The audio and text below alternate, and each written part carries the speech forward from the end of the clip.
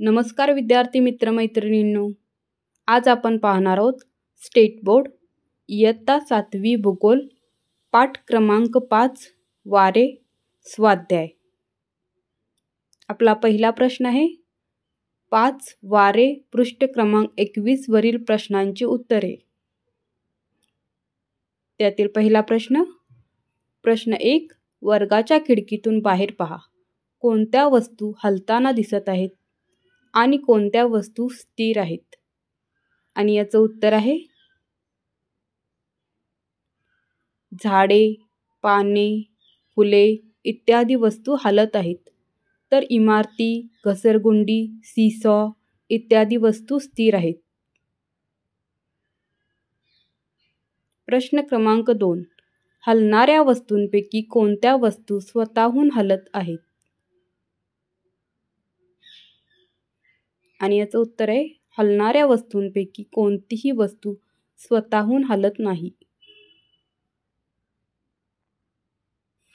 प्रश्न क्रमांक 3 स्वतःहून न हलणाऱ्या वस्तू कोणत्या व त्या कशामुळे हलत नसाव्यात? आणि याचं उत्तर आहे इमारती, घसरगुंडी, सीसॉ इत्यादी वस्तू वजनाने जड असल्याने आणि त्यांच्या तुलनेने हवेचा दाब कमी असल्याने अशी वस्तू स्वतःहून हलत नाही।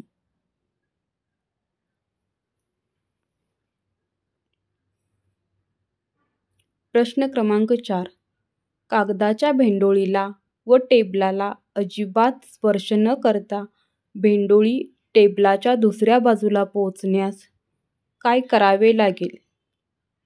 आणि याचं उत्तर आहे कागदाच्या भेंडोळीला व टेबलाला हाताचा स्पर्श न करता हवेचा दाब दिला असता कागदाची भेंडोळी हवेमुळे पुढे सरकू शकते आणि टेबलाच्या दुसऱ्या टोकापर्यंत पोहोचू शकते।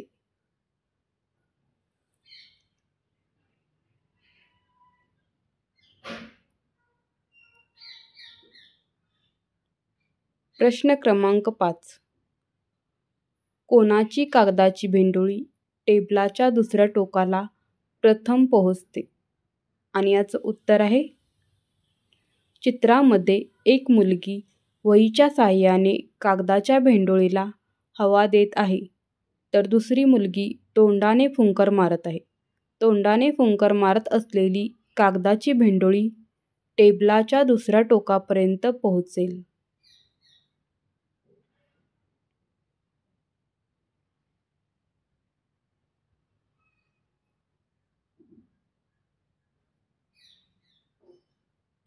प्रश्न क्रमांक 6 कागदाची भेंडोळी पोहोचण्यास उशीर कशामुळे झाला असेल?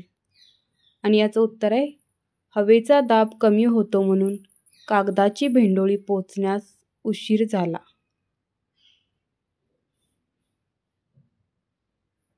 प्रश्न क्रमांक 7 आणखी वेगाने ही भेंडोळी दुसऱ्या टोकास पोहोचवणे कसे शक्य होईल?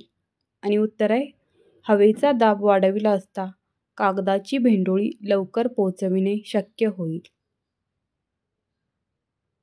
प्रश्न क्रमांक 8 पाण्याने भरलेली बाटली अशा प्रकारे टेबलाच्या दुसऱ्या बाजूला नेता येईल का? बाटली दुसऱ्या बाजूला नेण्यासाठी वर वापरलेली पद्धत वापरता येईल का? आणि याचं उत्तर आहे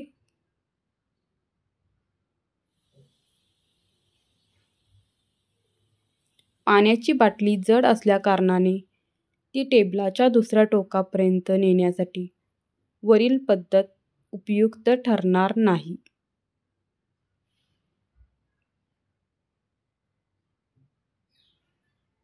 पृष्ठ क्रमांक 22 वरील प्रश्नांची उत्तरे। आकृती 5.3 चे निरीक्षण करून प्रश्नांची उत्तरे सांगा। या आकृतीचं निरीक्षण करून प्रश्नांची उत्तरे द्यायची आहेत। यामधील पहिला प्रश्न आहे उत्तर गोलार्धात मध्य अक्षवृत्तीय जास्त दाबाकडून विषुववृत्तीय कमी दाबाच्या पट्ट्याकडे वाहणारे वारे कोणते? आणि याचं उत्तर आहे उत्तर गोलार्धात मध्य अक्षवृत्तीय जास्त दाबाकडून विषुववृत्तीय कमी दाबाच्या पट्ट्याकडे वाहणारे वारे पूर्वीय वारे होय।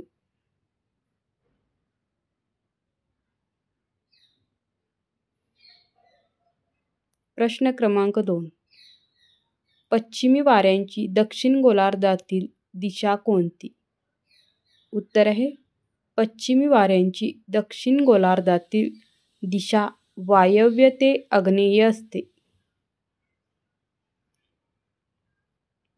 प्रश्न क्रमांक 3. मध्य अक्षवृत्तीय जास्त दाबाच्या पट्ट्याकडून उपध्रुवीय कमी दाबाच्या पट्ट्याकडे कोणते ग्रहीय वारे उत्तर गोलार्धात वाहतात? आणि याचं उत्तर आहे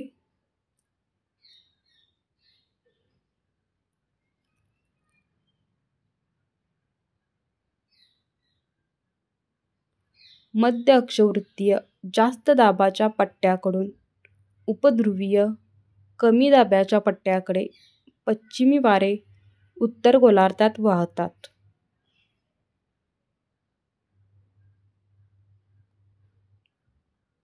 प्रश्न क्रमांक 4. ध्रुवीय वाऱ्यांची दिशा दोन्ही गोलार्धात सारखीच का नसते? उत्तर आहे पृथ्वीच्या परिवलनामुळे ध्रुवीय वाऱ्यांची दिशा दोन्ही गोलार्धात सारखीच नसते. प्रश्न क्रमांक 5. दक्षिण गोलार्धात वाऱ्याचे कोणकोणते प्रकार आढळतात?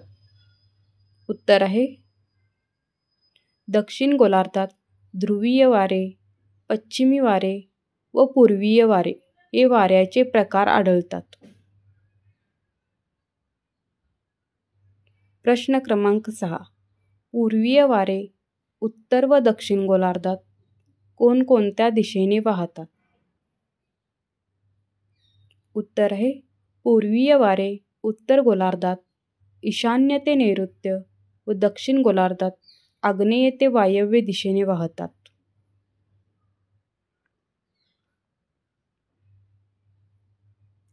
पृष्ठ क्रमांक 23. दिलेल्या चित्राचे निरीक्षण करा आणि दरीय वाऱ्यांची माहिती चित्रावरून लिहा. उत्तर आहे दिवसा पर्वताच्या मानाने दरीचा खोल भाग जास्त उष्ण असतो. पर्वतावर हवेचा दाब कमी असतो. दरीकडून पर्वताकडे थंड वारे वाहू लागतात. दरीय वारे जमिनीच्या खोलगट भागाकडून वरच्या बाजूला वाहतात. दरीय वारे दिवसा वाहतात. पृष्ठ क्रमांक 24 वरील प्रश्न. खाली दिलेल्या माहितीचे लक्षपूर्वक वाचन करून त्या आधारे पर्वतीय वारा दर्शवणारी आकृती काढा. रात्री पर्वत शिखर लवकर थंड होते. दरीचा भाग तुलनेने उष्ण असतो. पर्वतावर हवेचा दाब जास्त असतो. पर्वताकडून दरीकडे थंड वारा वाहतात. दरीतील उष्ण व हलकी हवा वर ढकलली जाते. त्यामुळे थंड हवा दरीकडे खाली वेगाने येते. पर्वतीय वारे सूर्यास्तानंतर वाहतात.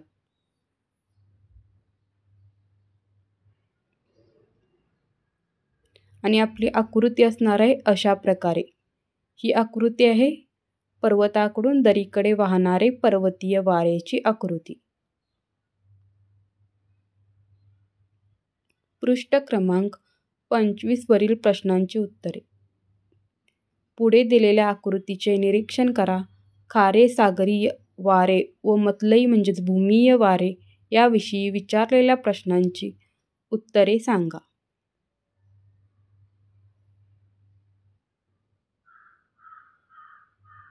ही आहे खारे म्हणजेच सागरीय वाऱ्याची आकृती. या आकृतीवरून आपल्याला प्रश्नांची उत्तरे द्यायची आहेत.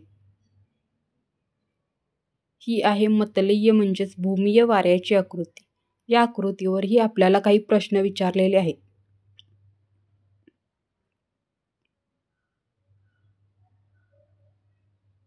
पहिला प्रश्न आहे, दिवसा भूपृष्ठालगत वारे समुद्राकडून जमिनीकडे का वाहतात? उत्तर आहे 1.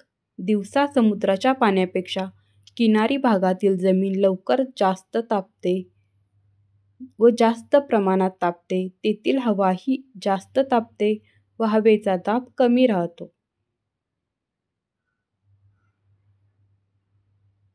2. समुद्राचे पाणी उशिरा तापते, त्यामुळे समुद्रावरील हवा कमी तापते व हवेचा दाब जास्त असतो. म्हणून दिवसा भूपृष्ठालगत वारे समुद्राकडून जमिनीकडे वाहतात. प्रश्न 2. भूपृष्ठालगत जमिनीकडून समुद्राकडे वारे केव्हा वाहतात? उत्तर आहे भूपृष्ठालगत जमिनीकडून समुद्राकडे वारे रात्री वाहतात.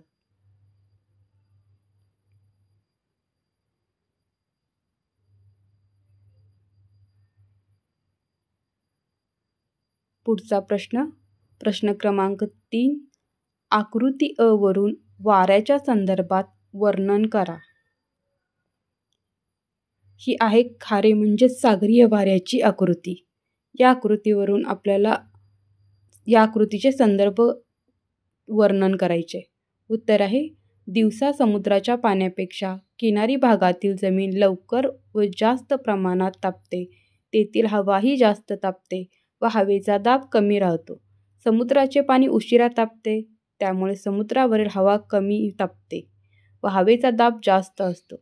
दिवसा समुद्राकडून जमिनीकडे वाहणारे वारे सागरी वारे किंवा खारे वारे म्हणून ओळखले जातात.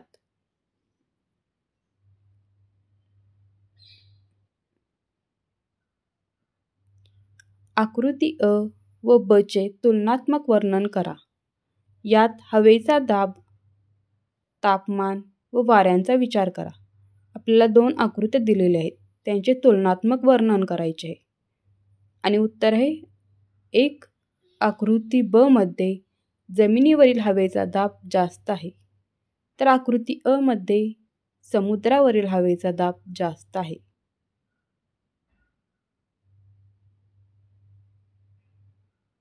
2. आकृती ब मध्ये समुद्रातील हवेचे तापमान जास्त आहे, तर आकृती अ मध्ये जमिनीवरील हवेचे तापमान जास्त आहे.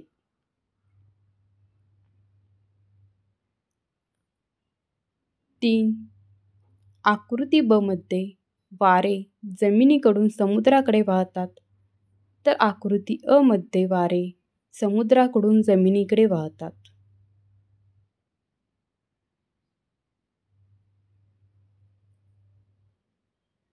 प्रश्न क्रमांक 5. सागरीय म्हणजेच खारे वारे व भूमीय म्हणजेच मतलई वारे कशाला म्हणतात? आणि याचं उत्तर आहे दिवसा समुद्राकडून जमिनीकडे वाहणारे वारे सागरी म्हणजेच खारे वारे म्हणतात, तर रात्री जमिनीकडून समुद्राकडे जाणाऱ्या वाऱ्यास मतलई म्हणजेच भूमी वारे म्हणतात.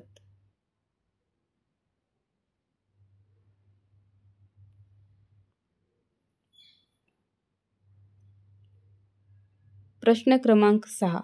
भारतातील कोणकोणत्या प्रदेशात खारे व मतलई वारे अनुभवता येतात? आणि याचं उत्तर आहे भारतातील सागरी प्रदेशात, उदाहरणार्थ पश्चिमेचा अरबी समुद्राचा भाग, दक्षिणेचा हिंदी महासागराचा भाग, किनारी भाग व आग्नेय भारतातील बंगालचा उपसागर या प्रदेशात खारे व मतलई वारे अनुभवता येतात.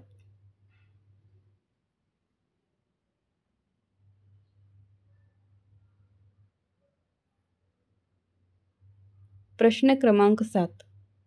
तुमच्या गावात सागरीय व भूमीय वारे अनुभवता येतात का? उत्तर नाही, आमच्या गावामध्ये सागरीय किंवा भूमीय वारे अनुभवता येत नाहीत. स्वाध्याय पृष्ठ क्रमांक 28. प्रश्न 1. योग्य पर्याय निवडून वाक्य पूर्ण करा. 1. हवा प्रसरण पावली की ... ऑप्शन अ घन होते, ऑप्शन आ नाहीशी होते, ऑप्शन ई विरळ होते आणि ऑप्शन ई दमट होते. आणि याचं उत्तर आहे 1 हवा प्रसरण पावली की विरळ होते. 2 वारे हवेच्या जास्त दाबाकडून ... आणि ऑप्शन आहे ऑप्शन अ आणखीन जास्त हवेच्या दाबाकडे वाहतात. ऑप्शन आ थंड हवेच्या दाबाकडे वाहतात. ऑप्शन ई हवेच्या कमी दाबाकडे वाहतात. आणि ऑप्शन ई आहे तिथेच राहतात. तर वारे हवेच्या जास्त दाबाकडून वारे हवेच्या कमी दाबाकडे वाहतात. 3 उत्तर गोलार्धात विषुववृत्ताकडे येणारे वारे पृथ्वीच्या परिवलनामुळे ... आणि याचं ऑप्शन आहेत ऑप्शन अ दक्षिणेकडे वळतात. आ पूर्वेकडे वळतात. ऑप्शन ई पश्चिमेकडे वळतात. आणि ऑप्शन ई उत्तरेकडे वळतात. तर उत्तर गोलार्धात विषुववृत्ताकडे येणारे वारे पृथ्वीच्या परिवलनामुळे पश्चिमेकडे वळतात.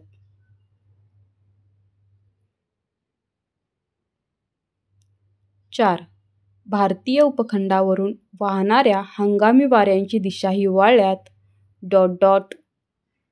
आणि याचं ऑप्शन आहे ऑप्शन अ आग्नेयेकडून वायव्येकडे असते.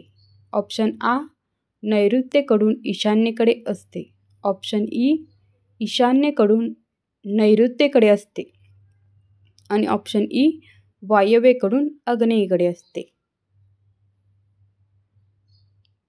भारतीय उपखंडावरून वाहणाऱ्या हंगामी वाऱ्यांची दिशा हिवाळ्यात ईशान्येकडून नैऋत्येकडे असते.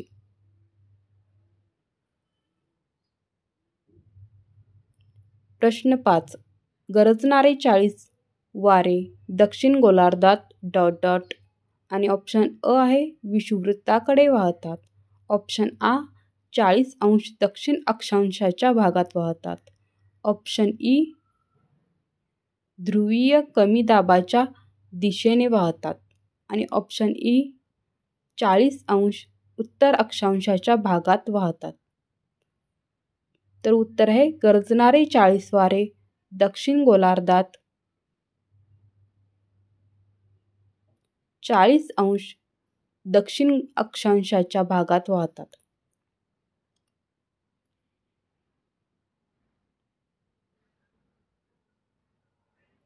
प्रश्न 2 खालील वर्णनावरून वाऱ्याचा प्रकार ओळखा. 1 नैऋत्येकडून येणारे वारे भारतीय उपखंडावर पाऊस आणतात.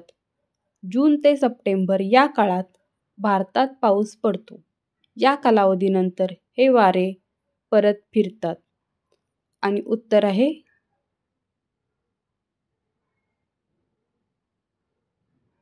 नैऋत्य मोसमी वारे. 2 उत्तर ध्रुवीय प्रदेशाकडून 60 अंश उत्तरेकडे येणाऱ्या या वाऱ्यांमुळे उत्तर अमेरिका, युरोप व रशिया एवढ्या विस्तीर्ण प्रदेशात थंडीची तीव्रता वाढते. आणि याचं उत्तर आहे ध्रुवीय वारे.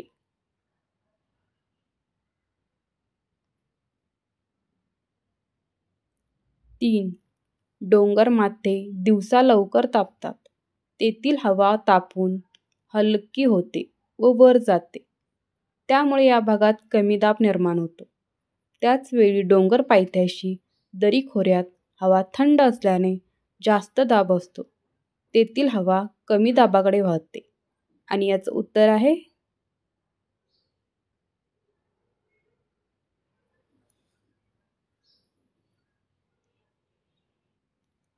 दरीय वारे.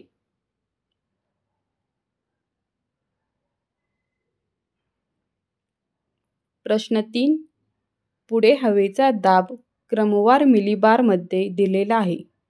त्यावरून आवर्त व प्रत्यावर्ताची आकृती काढा. 990, 994, 996 आणि 1000. आणि ही आहे आवर्त मिलीबारची आकृती 1030, 1020, 1010 आणि 1000 आणि ही आहे प्रत्यावर्त मिलीबारमध्येची आकृती.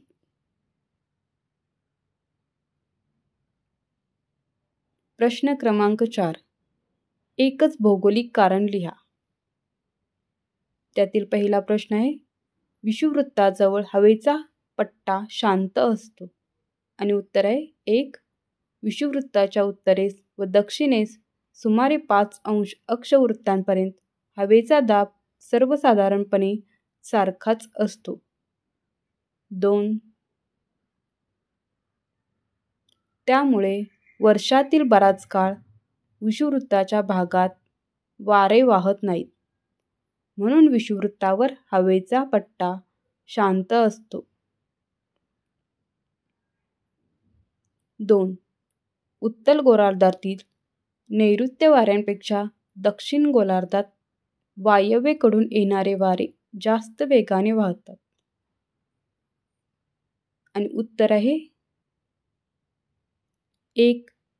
दक्षिण गोलार्धामध्ये जलभाग जास्त आहे. या भागात कोणताही अडथळा नसल्यामुळे या वाऱ्याच्या वेगावर कोणतेही नियंत्रण असत नाही.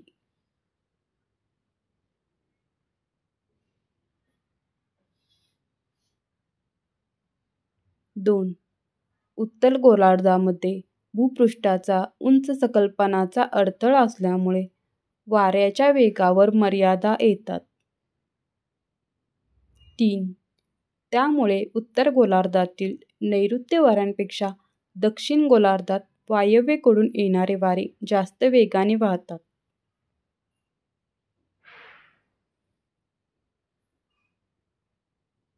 प्रश्न 3. उन्हाळ्यातील मोसमी वारे समुद्राकडून तर हिवाळ्यातील परतीचे मोसमी वारे जमिनीकडून येतात आणि याचं उत्तर आहे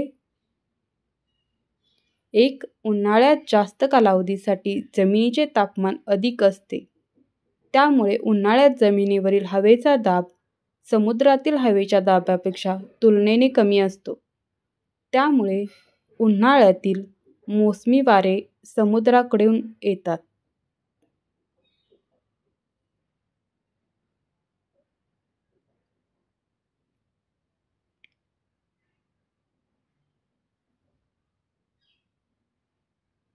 दोन.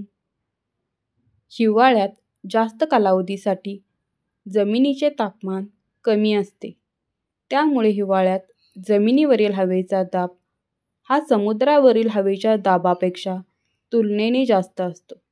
त्यामुळे हिवाळ्यातील परतीचे मोसमी वारे हे जमिनीकडून समुद्राच्या दिशेने वाहतात.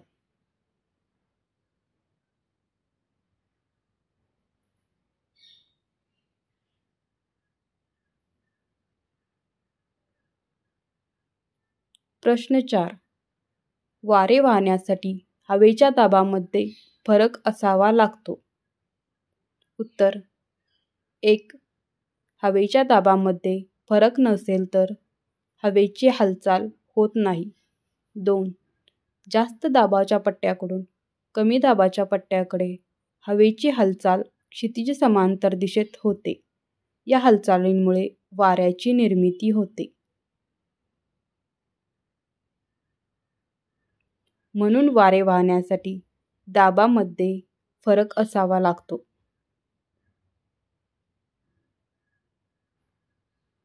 प्रश्न 5. पुढील ओघ तक्ता पूर्ण करा. वाऱ्याचे प्रकार. वाऱ्याचे 3 प्रकार आहेत. पहिला ग्रहीय वारे, दुसरा हंगामी वारे आणि तिसरा स्थानिक वारे. ग्रहीय वाऱ्याचे 3 प्रकार आहेत. एक ध्रुवीय वारे, पश्चिमी वारे आणि पूर्वीय वारे. हंगामी वाऱ्याचे 2 प्रकार आहेत. एक नैऋत्य मोसमी आणि 2 ईशान्य मोसमी वारे. स्थानिक वाऱ्याचे 6 प्रकार आहेत. आवर्त वारे, प्रत्यावर्त वारे, दरीय वारे, पर्वतीय वारे, मतलई वारे आणि खारे वारे. प्रश्न 6. थोडक्यात उत्तरे लिहा. 1. ध्रुवीय भागात दोन्ही गोलार्धात हवेचा दाब जास्त का असतो? आणि याचं उत्तर आहे 1. ध्रुवीय भागात दोन्ही गोलार्धामधील तापमान हे वर्षभर 0 सेल्सिअसपेक्षाही कमी असते. 2. त्यामुळे या ध्रुवीय भागात दोन्ही गोलार्धात हवा थंड असते व त्यामुळे हवेची घनता जास्त असते. म्हणून ध्रुवीय भागात दोन्ही गोलार्धात हवेचा दाब जास्त असतो. प्रश्न 2. पृथ्वीच्या परिवलनाचा वाऱ्यांवर कोणता परिणाम होतो? आणि याचं उत्तर आहे 1. पृथ्वीच्या परिवलनामुळे उत्तर गोलार्धात वारे आपल्या मूळ दिशेच्या डावीकडे वळतात, तर दक्षिण गोलार्धात हे वारे मूळ दिशेच्या डावीकडे वळतात. अशा प्रकारे पृथ्वीच्या परिवलनाचा वाऱ्यांवर परिणाम होतो.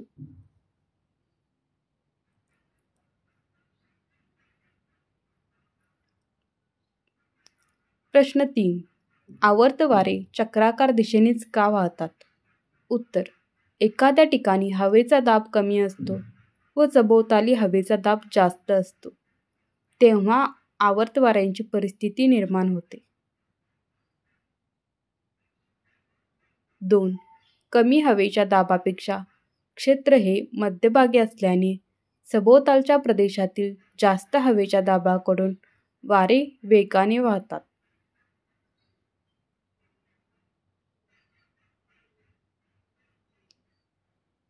त्यामुळे आवर्त वारे हे चक्राकार दिशेनेच वाहतात.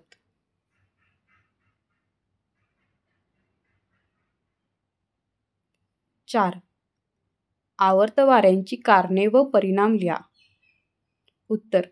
एखाद्या ठिकाणी हवेचा दाब कमी झाल्यास तसेच सभोवताली हवेचा दाब जास्त असणे या कारणामुळे आवर्त वाऱ्यांची परिस्थिती निर्माण होते. आवर्त वाऱ्यांचे परिणाम पुढील प्रमाणे आहेत. त्यातील पहिला परिणाम आहे 1.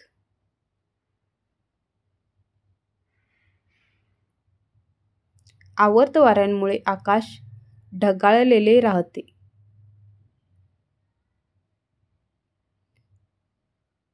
आवर्त वारे अत्यंत वेगाने वाहत असल्यामुळे भरपूर पाऊस पडतो. काही प्रसंगी विनाशकारी आवर्त वाऱ्यांमुळे किनाऱ्यालगत प्रदेशात जीवितहानी व वित्तहानी होते.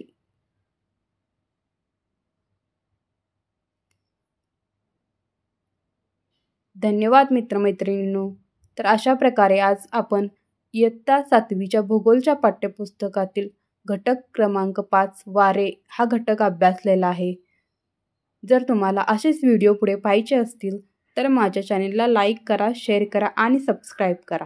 धन्यवाद.